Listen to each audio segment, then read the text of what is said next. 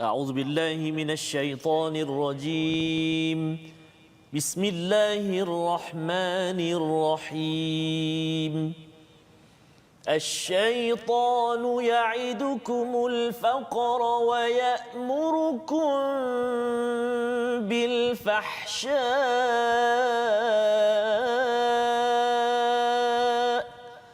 والله يعدكم مغفرة منه وفضلا والله واسع عليم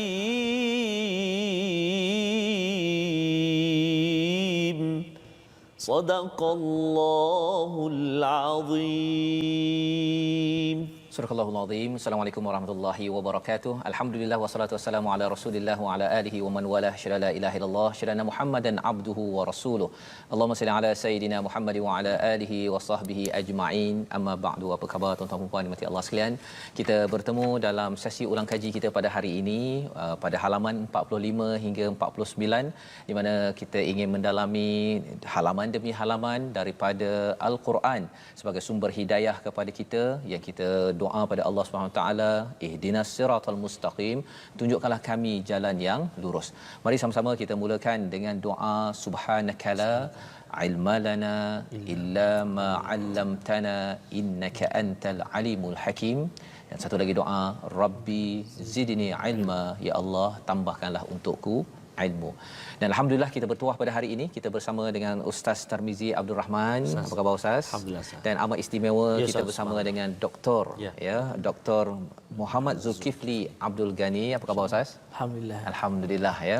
Doktor adalah pensyarah kanan di Universiti Kebangsaan Malaysia. Selalu saya lalu dulu Ustaz kita duduk dekat Bangi tapi sekarang dah duduk dah pindah Shah Alam ni jarang-jarang Ustaz ya. Alhamdulillah kita pada hari ini bagi tuan-tuan yang berada di rumah tekan butang apa Ustaz? Butang share ya di rumah di Facebook masing-masing untuk kita sama-sama berkongsi apakah kesimpulan ataupun ulang kaji kepada halaman 45 hingga 49 ini. Dan seperti mana yang kita maklum bahawa ini adalah 5 halaman terakhir daripada surah Al-Baqarah yang pastinya tuan-tuan setelah beberapa minggu bersama surah Al-Baqarah ini adalah satu sanamul Quran, kita menjejak mendaki puncak Al-Quran dan kita akan belajar mengulang kaji kesimpulan daripada surah ini pada halaman 45 hingga 49. Jadi pada kali ini kita akan mula melihat pada halaman 45. Kalau kita lihat sebelum ini pun minggu yang sebelum ini kita sudah berbincang tentang infak seawal ayat ataupun halaman 44. Ya, pada ayat 261 Allah membawakan tentang manfaat ganjaran kepada orang yang infak, dan pada halaman 45 ini juga disambung tentang infak sehingga halaman 46 ya. Sebelum kita pergi pada halaman yang ke-47 bercakap tentang riba ya. Jadi itu kesimpulan ringkas. Tapi pada hari ini mungkin sebelum kita pergi lebih jauh nak berkenalan dengan Dr. Muhammad Zulkifli ya. Bila saya tanya borak tadi Ustaz ya, doktor dulu belajar usuluddin di Azhar ya, ijazah dan juga master Ustaz ya. Master di sana, kemudian PhD di UKM bahagian dakwah. Jadi ada usuluddin ya, dan juga dalam masa yang sama ada pengalaman tajuk PhD pun bercakap tentang fiqh ikhtilaf dalam dakwah Ustaz ya. Dan ini sebagai satu perkara yang menarik.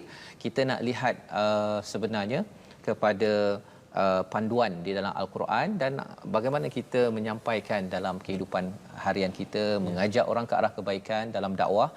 Ada pakar pada hari ini, jadi kita nak sama-sama belajar ya. Jadi kita mulakan dulu majlis kita pada hari ini dengan Ummul Quran Al-Fatihah untuk sama-sama kita kuatkan semangat kita bersama hidayah Allah. Silakan Ustaz. Terima kasih Al-Fadhil Ustaz Tuan Fazrul. Yang saya kasihi lagi saya hormati Al-Fadhil Al-Ustaz Dr. Muhammad Zulkifli Abdul Ghani, pensyarah kanan di Universiti Kebangsaan Malaysia. Kelantan Ustaz. Kelantan. Pasir Mah Kelantan. Jadi sahabat-sahabat Al-Quran yang berada di Kelantan khususnya dan di seantero dunia, bak kata Ustaz Fazrul, seantero dunia. Umumnya untuk kita terus sebarkan pengajian kita pada hari ini, tambah-tambah kita berada di penghulu segala hari Ustaz, hari Jumaat ini, maka kita sama-sama sebarkan Al-Quran dan juga pengajian ulang kaji kita pada hari ini, dan kita nak mula dulu dengan Ummul Quran surah Al-Fatihah. A'udzu billahi minasy syaithanir rajim. Bismillahirrahmanirrahim. Alhamdulillahi rabbil alamin. Ar-Rahmanir Rahim. Maliki yaumiddin. Iyyaka na'budu wa iyyaka nasta'in. اهدنا الصراط المستقيم صراط الذين أنعمت عليهم غير المغضوب عليهم ولا الضالين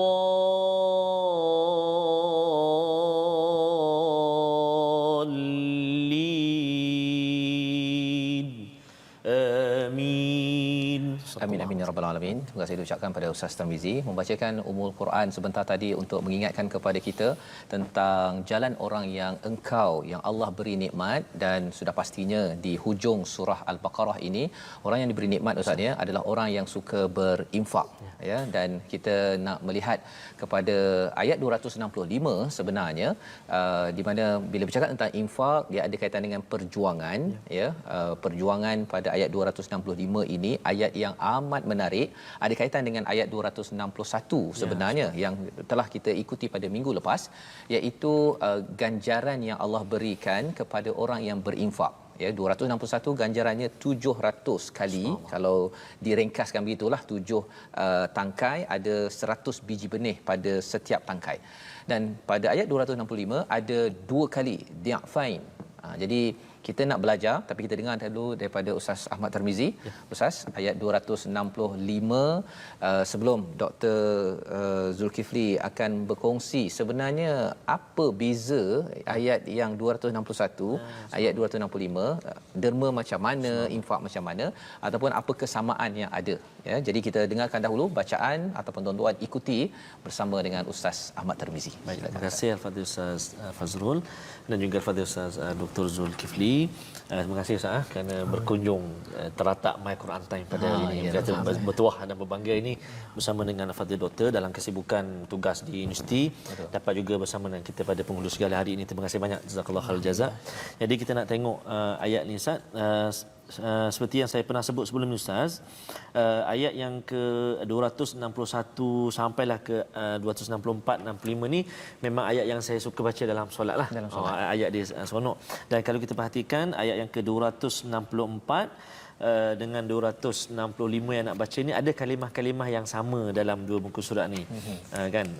Jadi kadang-kadang tertukar juga bacaan kita tu, contohnya pada kalimah fatal tu kan. Kalau dalam ayat yang ke-264 fa asabahu wabilun fatarakahu salda kan.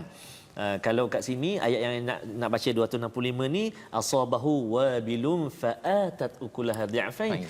Yang sini fa asabahu wabilun fatarakahu salda. Jadi kadang-kadang terbabas juga, tertukar Ustaz. Tertukar dua tu. Jadi kita nak baca sekarang ni ayat 265 di muka surat yang ke-45. Mari kita baca. Kalau tertukar nanti Ustaz ni ada yang infak licin, yang riak banyak ganjaran dia. Bahaya subhanallah. Okey, baik. Itu yang kita kena belajar hari ini bersama dengan doktor lepas ni insya-Allah. Okey. Mari kita sama-sama baca ayat 265. A'udzu billahi minasy syaithanir rajim. وَمَثَلُ الَّذِينَ يُنْفِقُونَ أَمْوَالَهُمُ ابْتِغَاءَ مَرْضَاتِ اللَّهِ وَتَثْبِيتًا مِنْ أَنْفُسِهِمْ ابتغاء مرضات الله وتثبيتا من أنفسهم كمثل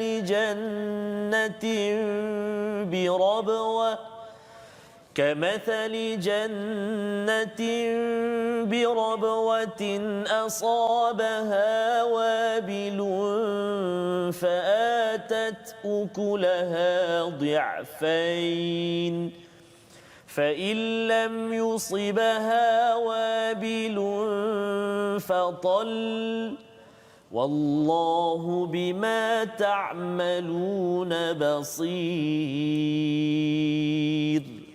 صدق الله العظيم. Dan perumpamaan bagi orang yang mendermakan hartanya untuk mencari redha Allah dan untuk meneguhkan jiwa mereka seperti sebuah kebun yang terletak di dataran yang tinggi yang disirami oleh hujan lebat, maka kebun itu menghasilkan 2 kali ganda buah-buahan. Jika hujan lebat tidak menyiramnya, maka embun pun sudah memadai. Allah Maha melihat apa yang kamu lakukan. Jadi daripada ayat ini, doktor, ya, kalau boleh doktor cerahkan kepada penonton yang berada di depan kaca TV, yang berada di Facebook, apa beza dan kesamaan di antara infak pada ayat 261 dan infak pada ayat 265. Silakan. Okay. Assalamualaikum warahmatullahi wabarakatuh. Waalaikumsalam. Alhamdulillahirabbil alamin wassalatu wassalamu ala asyrafil anbiya'i wal mursalin wa ala alihi wa sahbihi ajma'in.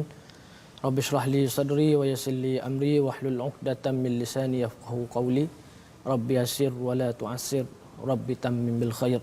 Terima kasih kepada Ustaz Fazrul dan juga Ustaz Samizi, dan alhamdulillah pada hari ini hari yang penuh barakah, kita dapat bersama-sama, dan saya rasa terujalah dengan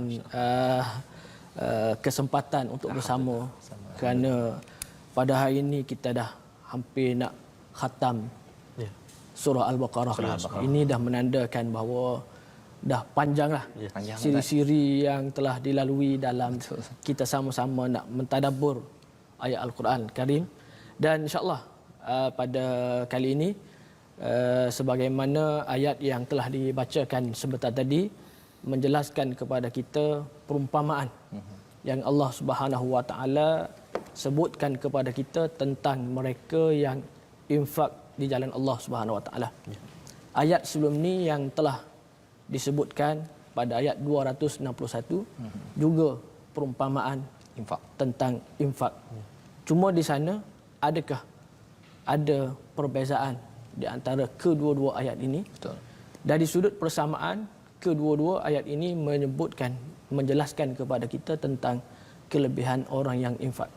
Sama ada mereka diberi ganjaran dengan kamathali habbatin ambatat sab'a sanabila fi kulli sumbulatin mi'atu habbah. Sama ada sebagai satu biji benih yang mengeluarkan 7 tangkai, dan setiap tangkai itu mengeluarkan 100 biji. Dan ini perumpamaan pada ayat 261. Manakala pada ayat 265 Allah Subhanahu Wa Taala datangkan kepada kita dengan perumpamaan. Tapi perumpamaan sedikit berbeza, akan tetapi masih pada konteks yang sama, menunjukkan bahawa mereka yang infak di jalan Allah Subhanahu Wa Taala ini diberikan dengan ganjaran yang berlipat kali ganda. Dan masih lagi pada perumpamaan yang pada ayat 265 menggunakan tumbuh-tumbuhan. Ayat 261 pun menggunakan biji benih. Manakala pada ayat 265 masih lagi menggunakan tumbuh-tumbuhan, kerana sebagaimana yang kita maklum, tumbuh-tumbuhan ini memang satu perkara yang boleh memberikan kebaikan sama ada kepada manusia, kepada makhluk-makhluk yang lain, binatang, ternakan dan makhluk-makhluk yang lain. Cuba bayangkan kalau tumbuh-tumbuhan ini sebagaimana yang disebutkan di sini, kalau musim sekarang ni kita kata apa? Musangking. Masya-Allah. Bayangkan kalaulah kita kata tanaman yang disediakan bagi mereka yang infak jalan Allah Subhanahu Wa Taala ini dengan satu kebun yang dipenuhi dengan tumbuh-tumbuhan. Kemudian daripada kebun tersebut keluar buah, yang mana buah kita dapat rasa, kita dapat nikmati dengan sepenuh orang panggil perasaan kita. Lebih-lebih lagi sekarang ini keluar pula yang duri hitamnya apa sebagainya. Itu menyebutkan kepada kita bahawa kelebihan mereka yang infak jalan Allah Subhanahu Wa Taala. Jadi itu dari sudut persamaan di antara ayat 265 266. 61. Maksudnya kedua-dua ayat ini menggunakan konsep perumpamaan. Dengan perumpamaan tersebut menjadikan sesuatu perkara itu nampak macam realiti. Berada di hadapan kita. Jelas ya. Jelas. Dengan sebab itulah Allah Subhanahu Wa Taala datangkan kepada kita dengan perumpamaan-perumpamaan yang pelbagai, dan antara contohnya ialah pada ayat 261 dan 265. Yang sedikit membezakan di antara kedua-dua ayat ini, kalau ayat 261 lebih memberi fokus kepada kelebihan mereka yang infak secara umum. Maksudnya siapa yang infak, dia akan mendapat ganjaran sehingga sampai kepada 700 kali ganda. Manakala pada ayat 265 lebih menjelaskan kepada kita syarat sesuatu infak itu diterima ataupun ditolak. Oh gitu. Maka dalam ayat ini disebut ibtigha amardatillah. Jadi ini perbezaan yang kita boleh keluarkan daripada ayat yang pertama dengan ayat 265, iaitulah pada ibtigha amardatillah. Pada ayat ini lebih fokus kepada syarat penerimaan. Okey. Jadi maksudnya apa? Adakah pada ayat 261 ganjaran itu ditawarkan, tapi bila tidak mematuhi kepada syarat pada 265 infak itu tidak diterima, ataupun macam mana sebenarnya Ustaz? Dia dijelaskan oleh ayat 266. 266 sambungan kepada ayat yang sebelumnya yang menjelaskan kepada kita kalau seseorang itu infak, tiba-tiba dia bukan tujuan untuk Allah Subhanahu Wa Taala. Mungkin tujuan riak, mungkin tujuan itu ini dan sebagainya. Dan perumpamaan yang cantik juga yang dibawa oleh Allah Subhanahu Wa Taala pada ayat 266, sebagaimana seorang itu dia tanam kebun dia tu dah membesar, dah berbunga, dah kita kata dah dapat untuk dia kutip hasil dan sebagainya. Tiba-tiba datang angin yang kuat, memusnahkan kebun-kebunnya, dan kebun-kebunnya tadi, pokok-pokok yang telah ditanam, yang terbit, yang kita kata hancur, semua hancur dan terbakar. Jadi itulah perumpamaan bagi mereka yang infak tapi tujuan dia kerana nak menunjuk ataupun man wal adha. Ada man wal azah. La tubtilu sadaqatikum bil manni wal azah. Dan ada lagi perkara yang lain yang menunjukkan kepada apa yang dilakukan itu menjadi sia-sia. Dan perkara ini dikukuhkan oleh dalam sebuah hadis yang panjang. Diceritakan bagaimana ada seorang lelaki ni semasa hidup di dunia dia solat, dia sedekah, dia baca Quran. Tapi di hari akhirat kelak Allah Ta'ala panggil dia, tanya, semasa hidup di dunia dahulu kamu infak betul? Ya. Kenapa kamu infak? Dia kata saya infak di jalan Allah Subhanahu Wa Ta'ala. Tapi Allah Ta'ala kata tidak. Kamu infak semasa hidup di dunia dahulu, kamu nak supaya orang panggil kamu, title kamu jawad. Seorang yang pemurah, dermawan dan sebagainya.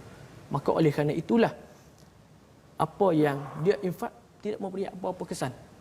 Maka oleh kerana itu memang kita tak nafikan dalam kita infakkan harta kita di jalan Allah Subhanahu Wa Taala, kita akan mendapat hasil yang begitu besar, hasil yang berlipat kali ganda.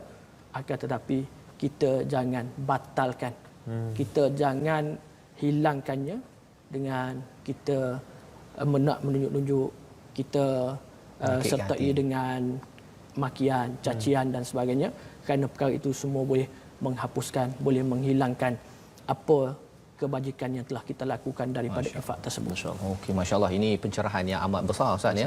Maksudnya dalam ayat 261 itu adalah ganjaran biji benih ya 700, tetapi kalau nak pastikan sampai jadi buah dengan hasil-hasil, kalau duri hitam tu menjadi itu bukan biji je yang dapat tapi sampai jadi diafain tadi tu, syaratnya mestilah buat kerana Allah Ustaz ya, bukannya dengan riya ataupun dengan kita ikuti menyakitkan hati, maki ataupun mengungkit-ungkit balik apa yang telah kita infakkan di dalam kehidupan kita. Masya-Allah, itu adalah pencerahan yang amat baik, dan kita sebenarnya nak melihat kepada bercakap tentang infak pada halaman 44, 45, 46.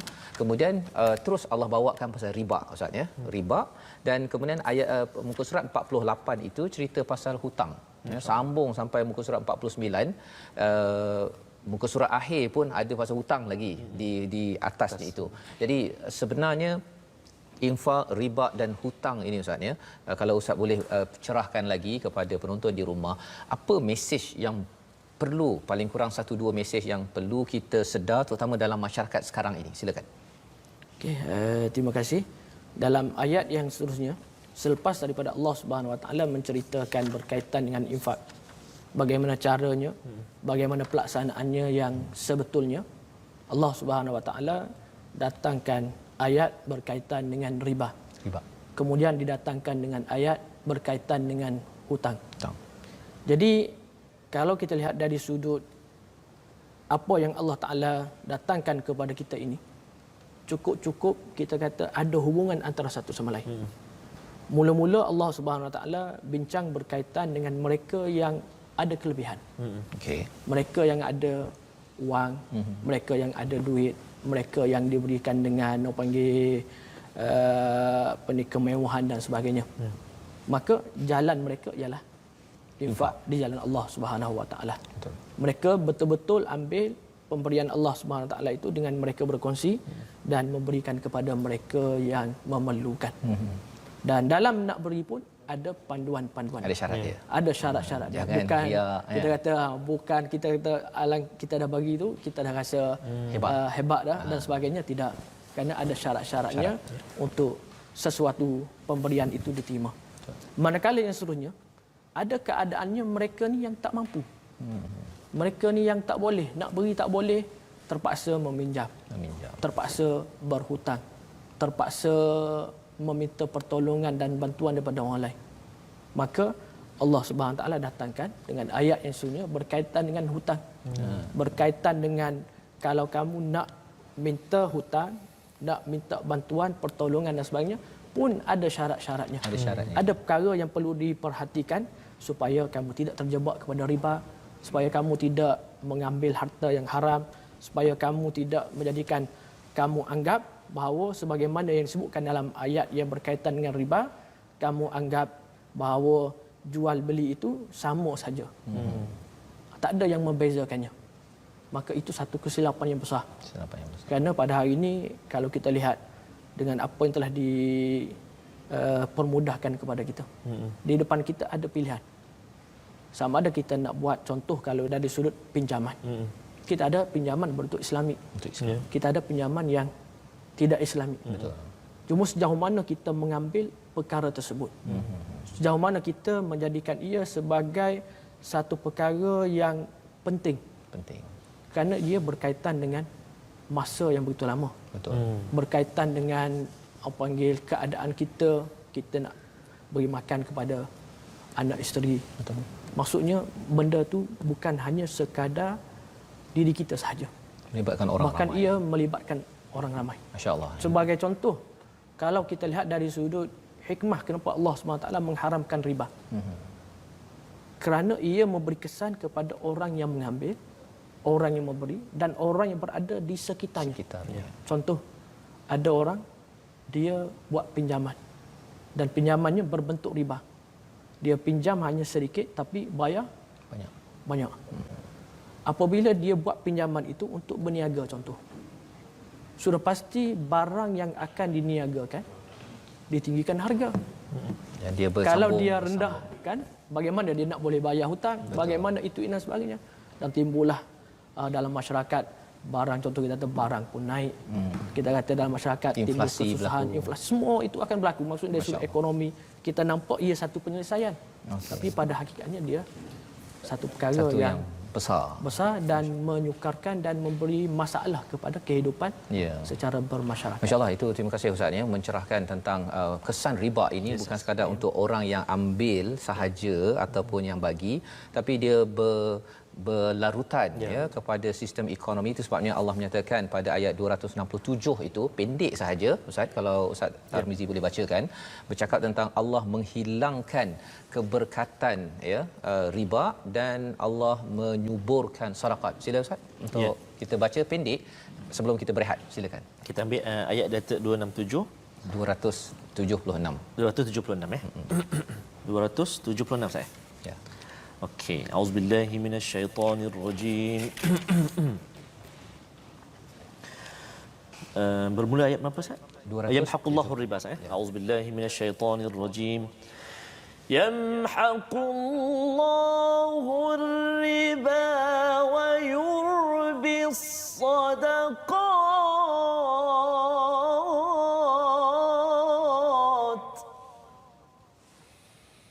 Wallahu la yuhibbu kulla kaffarin athim.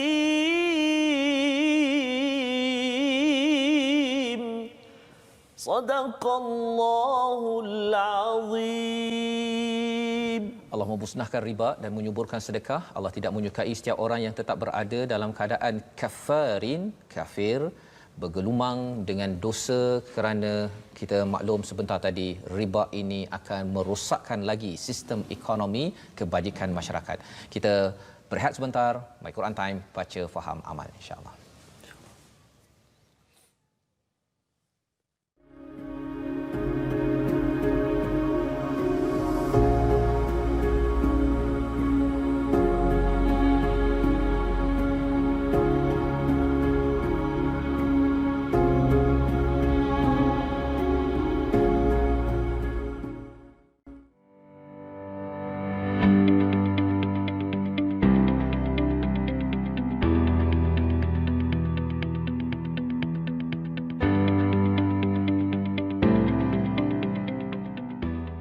Alhamdulillah, kita bertemu kembali dalam My Quran Time. Seperti biasa, hari Jumaat ini, penghulu segala hari ini, kita dalam sesi ulang kaji. Dan tentunya bersama kita pada hari ini, tetamu undangan kita Al-Fadhil Al-Ustaz Dr. Muhammad Zulkifli bin Abdul Ghani, pensyarah kanan Universiti Kebangsaan Malaysia. Tinggal di Bangi, Ustaz? Tinggal di Bangi? Bangi. Oh, berjiran lah. Bangi ya, sama. Nanti kita mengetih. Masya-Allah. Dan Fadil Ustaz Fazrul Mengetih dengan ini ya? Ustaz, dengan apa? Ustaz. Black tone. Oh, black tone. Masya-Allah, masya-Allah, masya-Allah. Alhamdulillah, mudah-mudahan amin ya Rabb. Dan insya-Allah kita juga bersama sekarang sahabat-sahabat Al-Quran semuanya. Saya menyimpan komen semalam Ustaz di Facebook kita, Facebook Sahabat Al-Quran. Iaitulah ni orang kampung Al-Fadhil Doktor ni. Puan Faridah Sapi'i. Terima kasih Ustaz. Terima kasih Ustaz. Kita tengok My Quran Time sambil bekerja ni di JKR. Kami warga JKR Kelantan. Masya-Allah. Kampung Ustaz ni, subhanallah. Semoga semua dapat terus istiqamah dalam program ini. Terima kasih banyak kepada Puan Faridah dan sahabat-sahabat kita di JKR Kelantan yang menjadikan My Quran Time satu pilihan untuk belajarlah, bertadabbur, mengaji dan sebagainya. Begitu juga kita nak doakan kepada Puan Zailani Abus Alwi. Semalam beliau menyatakan, saya dalam hospital sekarang baru habis operation, mengikuti live My Quran Time di atas bed katil hospital. Subhanallah. Doakan supaya cepat sembuh. Amin. Amin. Kita doakan kepada Puan Zailani dan juga sahabat-sahabat semuanya yang sekarang diuji dengan kesihatan. Allah Subhanahu Wa Taala kurniakan kesembuhan. Dan kita nak mengajak sahabat-sahabat penonton semuanya untuk bergabung dengan kita, berinteraksi dengan kita di platform rasmi kita, di Facebook kita Sahabat Al-Quran My #Quran Time, dan juga Facebook kita My #Quran Time. Juga boleh ulang kaji pengajian-pengajian kita dalam episod-episod yang terdahulu di YouTube kita My #Quran Time Official. Juga boleh ikuti kami di My Quran Time Official Instagram kita My Quran Time Official. Mudah-mudahan perkongsian kita hari demi hari beri manfaat kepada kita untuk kita terus bersahabat dengan Al-Quranul Karim, insya-Allah. InsyaAllah. Terima kasih Ustaz Tarmizi berkongsi platform untuk kita terus mengulang kaji. Ustaznya, kalau ada yang tertinggal tadi awal bersama dengan Ustaz Dr. Muhammad Zulkifli Abdul Ghani, boleh semak balik ya di Facebook, di YouTube, selain daripada ulangan lah, ya, ulangan pada setiap hari pada jam 5, 10 dan 6 pagi pada hari Isnin hingga Jumaat. Baik, kita nak meneruskan Ustaz ya perbincangan kita tentang bila doktor menyatakan tadi ringkasnya dalam muka surat 44 hingga 49 ini, orang yang ada lebih infak, orang yang tak ada lebih dia pinjam, kan? Tapi pinjam ini jangan sampai dimanipulasi oleh orang-orang yang mengambil lebih daripada sepatutnya, namanya riba. Tetapi ada panduan ya bagaimana hutang ini diuruskan, dan salah satunya ialah kalau katakan ada masalah orang yang berhutang, panduan daripada Allah adalah untuk beri peluang ataupun sedekah. Kita nak baca dulu ayat 280, nak minta nanti ustaz bercerita sikit tentang etika tentang hutang. Kalau saya minta ustaz baca ayat 282, boleh tahan satu page ustaz ya. Jadi ustaz baca dulu 280 dan nanti ustaz boleh komenlah apa 2-3 perkara yang mungkin silap praktik di dalam masyarakat tentang hutang, sama ada yang beri hutang ataupun yang berhutang. Ya, jadi silakan Ustaz Tarmizi dulu membaca. Terima kasih Al-Fadhil Ustaz Tuan Fazrul, Al-Fadhil Ustaz Dr. Zul, dan juga sahabat-sahabat Al-Quran yang kasih Allah Subhanahu taala sekalian. Betul Ustaz, kalau ayat 282 tu Ustaz, kita dah dekat jemaah ni Ustaz. Terus kita ya Ustaz. Imam khatib marah nanti. Okay, jadi kita ni dululah. Ya Ustaz. Dan ayat 282 ini, sahabat-sahabat Al-Quran semuanya yang nak ulang kaji boleh ikuti pengajian kita yang di muka surat 48 yang telah dibacakan oleh sahabat kita Al-Fadhil Ustaz Tirmizi Ali. Ya, betul. Jadi kita nak baca sekarang ni ayat 280 di muka surat 47. Jom kita baca. A'udzubillahi minasyaitonirrajim. Wa in kana dhu usratin fanadhiratun ila maisarah wa تصدقوا خير لكم إن كنتم تعلمون صدق الله العظيم. Sadaqallahul Azim. Dan jika orang berhutang itu dalam kesulitan, maka berikanlah tempoh waktu hingga dia mendapat kemudahan. Dan jika kamu menyedekahkannya, itu lebih baik bagimu jika kamu mengetahui. Kalau katakan Ustaz Tar, ada tak orang pernah berhutang dengan Ustaz? Ada Ustaz ya. Jadi kalau ikutkan pada ayat ini, Dr. Zul ni tolong bantu kami untuk cerahkan. Kalau katakan orang tu ada masalah, kita bagi dia sampai waktu lapang. Kalau tidak Ustaz, kalau ada orang berhutang dengan Ustaz 10,000, kalau ikut kat sini yang saya fahamlah Ustaz ya, tasaddaqu. 10,000 ke, kalau Ustaz boleh sedekah tu, lepas ni ramai lagi nak berhutang dengan Ustaz. Kan. Jadi sebenarnya ayat ini panduan bagaimana yang boleh dicerahkan dan apa lagi perkara-perkara yang perlu dibaiki dalam masyarakat berteraskan pada ayat tentang hutang 280, 81, 282. Silakan Ustaz. Okey, terima kasih. Berkenaan dengan ayat yang telah dibacakan sebentar tadi, iaitu wa in kana dhu usratin fanadhiratun ila maisarah wa an tasaddaqu khairul lakum in kuntum ta'lamun. Ayat ini sesuai, maksudnya di sini dibaca dan dihafal oleh orang yang memberi hutang. Okey. Ustaz Tar kena dengar tu. Okey, pasal banyak bagi hutang kan. Manakala ayat yang seterusnya, ayat 282, sepatutnya dihafal oleh orang yang menerima ataupun meminjam, orang yang berhutang. Cuma yang menjadi masalah, dia kata ayat ni terlalu panjang sangat, susah nak hafal. Dia pun hafal ayat 280. Betul. Apabila orang yang memberi hutang datang nak meminta hutang, dia pun kata wa in kana dzu usratin fa naziratun ila maisarah. Subhanallah. Kalau dia baca sampai situ okey lagi. Tapi yang jadi masalah dia baca wa anta saddaqu khairul lakum. Jadi kalau baca yang tu balik masalah balik. Boleh ambil. Masya-Allah. Jadi apa yang boleh kita faham di sini?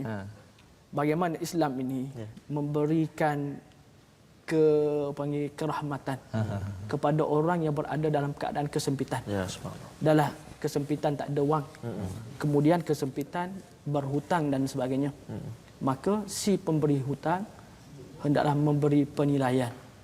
Maksudnya sekiranya seorang itu dalam keadaan susah. Payah, dan kita pun mengalami situasi yang sama. Pada musim Covid baru. Betul. Alhamdulillah pihak yang bertanggungjawab, contoh pihak kerajaan, pihak bank mengambil bahagian dalam meringankan beban. Dan ini satu perkara yang patutnya diambil sebagai langkah penyelesaian. Maksudnya itu kalau sampai tengah lah Ustaz ya. Kalau kerajaan dia bawa sampai ke hujung tu, tapi nak bawa sampai hujung tu yang menjadi satu kesukaran, kesusahan dan sebagainya. Dan sebab itulah dalam ayat kalau kita lihat 282 dan sebagainya, bagaimana kita kalau kita berhutang, kita kena catat dan sebagainya. Ada setengah daripada orang yang berhutang, dia kata saya dah catat, saya akan bayar hutang saya bulan Mei. Datanglah peminta untuk meminta hutang tersebut. Oh, dia kata bulan Mei ni tahun depan, bukan tahun ni. Itu yang jadi masalah juga. Maksudnya kita tulis dan sebagainya biarlah secara tetap, secara teguh dan sebagainya, supaya kita tidak terlepas daripada menyelesaikan hutang.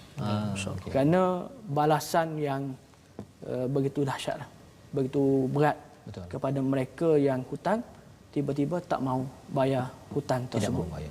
Disebutkan satu kisah bagaimana yang berlaku kepada baginda sallallahu alaihi wasallam. Pada satu hari baginda bersama dengan para sahabat nak solat kepada satu jenazah. Pada ketika itu Rasulullah sallallahu alaihi wasallam tanya kepada para sahabat, adakah lelaki tersebut mempunyai hutang? Salah seorang daripada para sahabat menjawab, ya, ada sebanyak 3 dinar. 3 dinar. 3 dinar. 3 dinar tu tak banyaklah tu. Kalau ikut kita, maksudnya Rasulullah kata tahu dia ada hutang. Tapi walaupun sebanyak 3 dinar, Rasulullah sallallahu alaihi wasallam bersabda kepada para sahabat dia, solatlah kamu. Seolah baginda sallallahu alaihi wasallam tidak mahu mengambil bahagian untuk solat bersama. Sampai begitu sekali ya. Sampai kepada tahap sedemikian. Maka Abu Qatadah pun berkata kepada baginda sallallahu alaihi wasallam, wahai Rasulullah, jadilah imam kepada jenazah tersebut dan saya akan bayar hutangnya. Apabila dah ada jaminan daripada Abu Qatadah untuk membayar hutang lelaki tersebut, maka ketika itu Rasulullah sallallahu alaihi wasallam mengimami jenazah tersebut. Maksudnya Nabi nak mengajar kepada kita hutang ini serius Ustaz ya. Hutang ini satu perkara yang perlu diambil perhatian. Kita pun selalu sebut dalam pepatah Melayu pun ada. Hutang wajib dibayar walaupun tidak dituntut. Kadang-kadang kita tunggu datang masa dan sebagainya, tapi kitalah yang mengambil bahagian untuk menyelesaikannya. Dan disebut dalam sebuah hadis, ruhul mukmin, nafsul mukmini muallaqah. Tergantung ya. Tergantung. Apa maksud tergantung tu Ustaz sebenarnya? Tergantung maksudnya dia jauh daripada rahmat Allah. Maksudnya tidak, Allah Taala tidak meredai dan sebagainya lah. Maksud yang seumpama dengannya yang menunjukkan bahawa dia jauh daripada rahmat Allah Subhanahu Wa Taala. Kerana siapa? Kerana dia tidak membayar hutang. Dan kita lihat kalau hutang ni, kalau 1 sen sekarang ni lah, bagi kita rasanya tak ada nilai lah. 1 sen, 10 sen, kadang-kadang RM1 pun kadang kita anggap dia satu yang kecil lah dalam dunia kita pada hari ini. Tapi di hari akhirat kelak, besar. 1 sen tu memang dikira sebagai satu benda yang macam kalau kita berjuta-juta lah. Kerana masing-masing memikirkan keselamatan. Maksudnya jangan abaikan persoalan hutang dan sebagainya. Kalau kita tergolong dalam golongan orang yang mampu, maka bayarlah dengan kadar yang segera. Tapi kalau kita tergolong dalam golongan orang yang tak mampu lagi untuk membayarnya, kita mintalah untuk ditangguhkan dan sebagainya. Walaupun begitu, kita berusaha untuk membayarnya dengan kita buat perancangan yang terbaik. Supaya kita tidak digelapkan hari akhirat kelak dengan sebab hutang yang ada.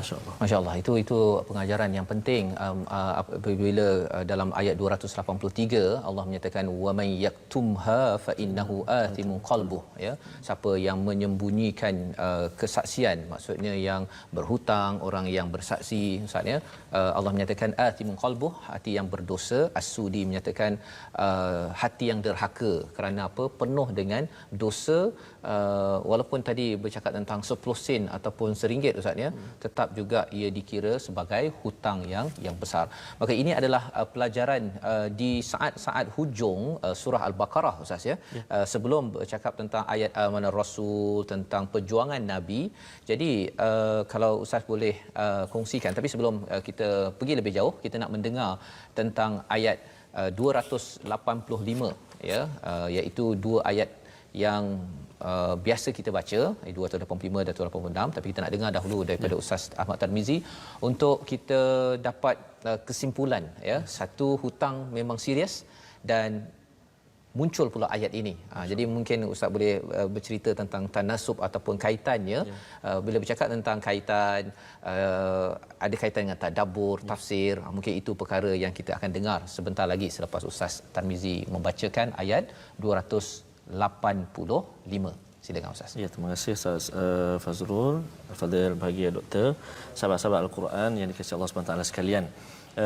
Ada antara doa-doa Ustaz yang diajarkan untuk menyelesaikan hutang dan sebagainya. Allahumma a'inni Allahumma inni a'udzubika minal hammi wal hazan wa a'udzubika minal ajzi wal kasal wa a'udzubika minal jubni wal bukhl wa a'udzubika min ghalabatid daini wa qahrir rijal. Dan juga antara doa yang boleh kita amalkan juga untuk kita dipermurahkan rezeki dan sebagainya, Allahumma kfini bihalalika an haramik wa aghnini bifadlika amman siwak.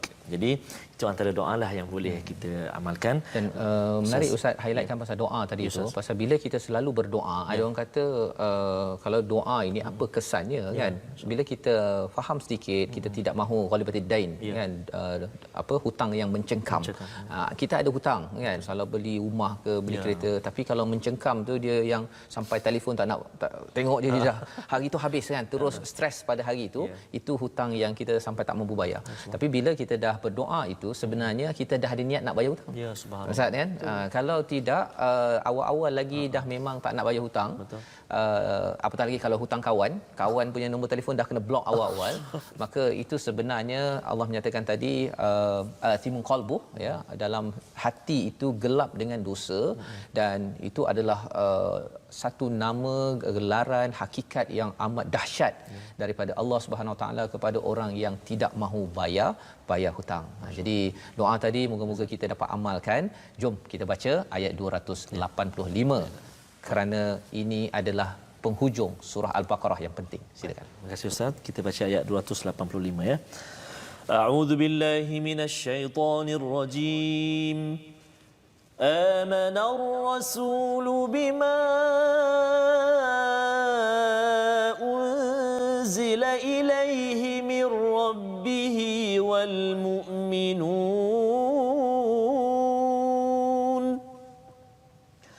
كل آمن بالله وملائكته وكتبه ورسله لا نفرق بين أحد من رسله وقالوا سمعنا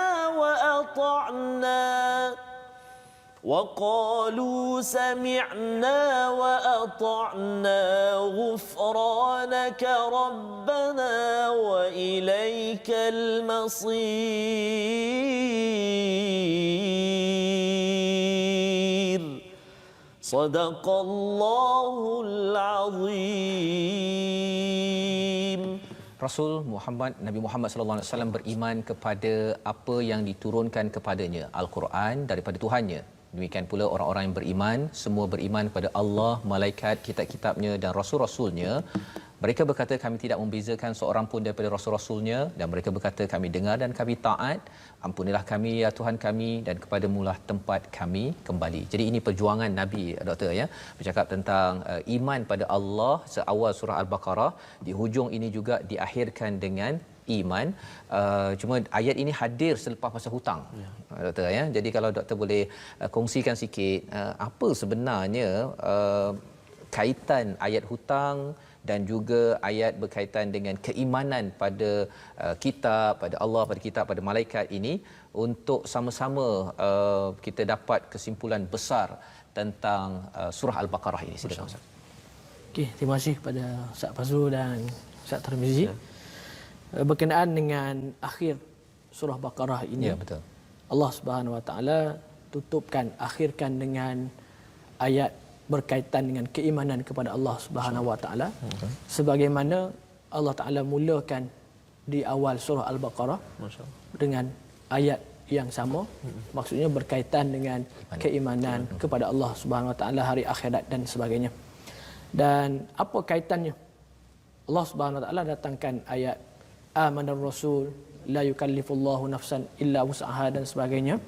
Ini nak menyatakan kepada kita apa yang telah disebutkan sepanjang surah Baqarah.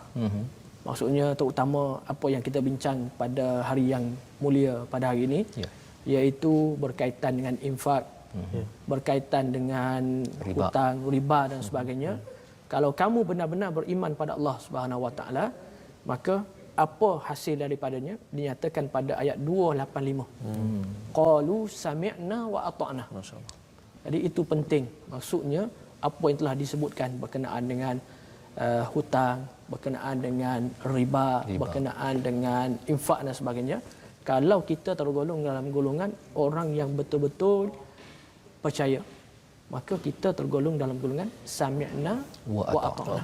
Masya-Allah. Kami dengar dan kami taat. Kalau infak, kitalah orang yang paling awal pertama. Maksudnya yang menggalakkan orang lain pula untuk sama-sama infak dan sebagainya. Kalau berkaitan dengan riba, kitalah orang yang pertama yang menjauhi, yang meninggalkan. Dan kita mengambil peluang untuk memaklumkan, menjelaskan kepada masyarakat tentang pengharamannya dan sebagainya. Dan bagaimana berkenaan dengan masalah hutang. Kita orang yang mengikuti apa yang telah digariskan. Kalau berhutang, mesti kena bayar, mesti kena tulis, mesti ada saksi, itu ini dan sebagainya. Maka dengan kita menjadikan keseluruhan itu dalam konteks kita sami'na wa ata'na, insya-Allah, maksudnya apa yang disebutkan oleh Allah SWT, apa yang dikehendaki dalam kehidupan kita akan berjalan dengan sebaik-baiknya. Maka oleh kerana itu dalam ayat yang disebutkan ini, dua ayat terakhir ini sangat besar nilainya di sisi Allah Subhanahu Wa Taala dan kelebihan kebaikan kepada kita. Sebagaimana disebut dalam sebuah hadis, man qara'a al-ayataini min akhir surat Al-Baqarah kafatah fi lailatin kafatah. Maksudnya sesiapa yang membaca dua ayat akhir surah Baqarah, maka dia akan dicukupi. Sudah memadai. Dan dibincangkan panjang di situ apa yang memadai, apa yang dicukupi. Apa yang kafatah tu apa tu maksudnya tu? Maksudnya dicukupi dan dimadai. Kalau seseorang itu contoh pada malam tu sepatutnya dia bangun qiyamul lail, tertidur. Maka dengan baca dua ayat ini boleh menampung. Allah. Subhanallah. Masya-Allah. Kalau sepatutnya dia bangun malam baca Quran, tapi sebelum tidur dia baca ayat ini. Dua ayat ini. Kemudian apabila dia tidur, mungkin terlalu penat ke, terlalu letih ke atau sebagainya, sehingga tak terbangun, maka ayat ini boleh menampung, maksudnya mencukupi. Begitu juga dengan dua ayat ini, dijauhi daripada kejahatan, dijauhi daripada syaitan, dijauhi dan sebagainya. Maka oleh kerana itu kita boleh jadikan ia sebagai amalan. Terutama pada waktu malam sebelum daripada kita tidur, kita bacalah dengan ayat ini. Dan alhamdulillah boleh kata rata-rata daripada kalangan masyarakat kita yang hafal ayat ini. Kalau dahulu dijadikan sebagai wirid dan sebagainya. Tapi sekarang ini mungkin dah dipendekkan dan sebagainya. Tapi masih ramai lagi yang kita kata menghafal, ingat dan sebagainya, dan menjadikan ia sebagai amalan. Amalan Maka sebelum tidur. dengan apa yang berlaku itu, maka menunjukkan kepada kita Allah Subhanahu Wa Taala ini pada ayat penghujungnya, la yukallifullahu nafsan. Ya. Walaupun kita taat, kita sami'na wa ata'na. Kerana berlaku pada zaman Rasulullah pun, ada seorang ni datang apabila dia dengar ibadat Rasulullah. Hebatnya, tak tidur malam. Sehingga begini-begini, sampai 3 orang tu kata, saya tak mau tidur dah waktu malam. Saya dah tak mau apa, tak mau berkahwin. Itu ini sebagainya. Tapi Rasulullah sebut, jangan membani. Buatlah sekadar apa yang kita mampu. Allah Ta'ala menilainya. Maka oleh kerana itu, ada kaitan juga di sini, la yukallifullahu nafsan illa wus'aha, dan akhir penghujung kepadanya, wa'fu anna wa'fil lana. Maksudnya mungkin kita dalam masalah hutang ada kesalahan, mungkin dalam kita infak dengan Allah Subhanahu taala ada masalah, ada kita mungkin terkasar, ada terungkit, terungkit ke itu ini sebagainya. Kadang-kadang kita pun tersebut, ada setengah orang tu contoh dia ada infak, tiba-tiba dia update, oh alhamdulillah, itu ini sebagainya. Mungkin kita baru perasan silap dan sebagainya, boleh menyebabkan apa semua. Akhirnya segalanya, wa'fu anna wa'fil lana warhamna. Mintalah pada Allah Subhanahu Wa Taala keampunan, dan insya-Allah Allah Taala Maha Pengampun, Allah Taala Maha merahmati. Masya-Allah, ini adalah pelajaran yang penting, yang besar sebenarnya. Kesimpulan bahawa sebenarnya 2 ayat ini dicukupi Ustaz ya. Itu perkara penting yang kita boleh amalkan, yang kita doakan sama-sama bersama dengan Ustaz Dr. Zulkifli pada hari ini. Doa yang boleh memohon kepada Allah agar kita dapat bersama dengan surah Al-Baqarah ni sebaik mungkin. Silakan Ustaz. A'udzubillahi minasyaitonirrajim. Bismillahirrahmanirrahim. Alhamdulillahi rabbil alamin, wassalatu wassalamu ala asyrafil anbiya'i wal mursalin, wa ala alihi wa sahbihi ajma'in. Allahumma arhamna bil Qur'an waj'al lana imaman wa nuran wa hudan wa rahmah. Allahumma dhakkirna minhu ma nussina wa 'allimna minhu ma jahilna. وارزقنا تلاوته آناء الليل وأطراف النهار واجعله لنا حجة يا رب العالمين. اللهم زينا بزينة القرآن وأكرمنا بكرامة القرآن وشرفنا بشرافة القرآن وألبسنا بخلعة القرآن وأدخلنا الجنة بشفاعة القرآن والسلامة من كل بلاء الدنيا وعذاب الآخرة. ربنا ظلمنا أنفسنا وإن لم تغفر لنا وترحمنا لنكونن من الخاسرين. ربنا آتنا في الدنيا حسنة وفي الآخرة حسنة وقنا عذاب النار. وصلى الله على سيدنا محمد وعلى آله وصحبه وبارك وسلم. Walhamdulillahi rabbil alamin. Amin amin ya rabbal alamin. Terima kasih diucapkan pada Ustaz Dr. Muhammad Zulkifli Abdul Ghani, pensyarah kanan di Universiti Kebangsaan Malaysia, yang mencerahkan beberapa halaman sebentar tadi. Saya sendiri banyak belajar Ustaz ya, tentang infak, tentang kaitan di antara satu ayat dengan ayat yang lain, yang kita nak belajar banyak ya, tapi dalam masa kita yang terhad ini, kita doakan kita dapat sebar-sebarkan apa yang ada ini dalam kempen kita juga, wakaf untuk ummah ya, di mana tuan-tuan boleh menyumbang, dan kita ingin maklumkan bahawa ada program My Quran Time untuk bersama dengan musaf-musaf yang kita edarkan, agar lebih ramai lagi yang boleh mendalami, memahami hidayah daripada Allah, membantu dalam kehidupan kita seharian. InsyaAllah kita bertemu pada ulangan jam 5 petang, jam 10 malam dan juga 6 pagi. Dan insyaAllah pada hari esok kita ada tetamu khas juga untuk sesi ulang kaji kita. Juga dari UKM. Juga daripada UKM. Daripada kita ucapkan terima kasih pada Dr. Muhammad Zulkifli Abdul Ghani bersama kita. InsyaAllah Ustaz, kita dapat lagi berborak dan mengkaji ya. Dan kita bertemu pada hari esok insya-Allah, My Quran Time yang dibawakan oleh Mofas, baca, faham, amal insya-Allah.